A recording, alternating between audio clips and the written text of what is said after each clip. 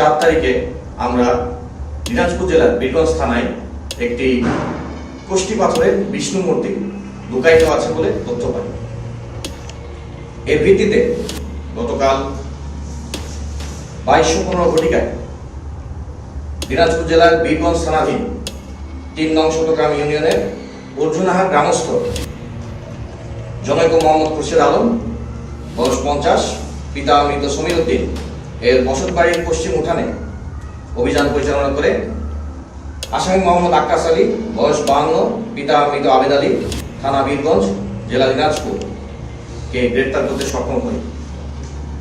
ধৃত আসামির স্বীকারোক্তি এবং দেখানো মতে মোহাম্মদ খুরশেদ আলম এর বাড়ির উঠানের দক্ষিণ প্রান্তে লাউ গাছের একটি মাচার নিচে মূর্তিটি লুকায়িত আছে বলে আমরা জানতে পারি। লুকায়িত স্থানে মাটির নিচে আনুমানিক 8 ইঞ্চি খনন করে আমরা কোষ্ঠী পাথরের বিষ্ণু মূর্তিটি উদ্ধার করতে সক্ষম হই।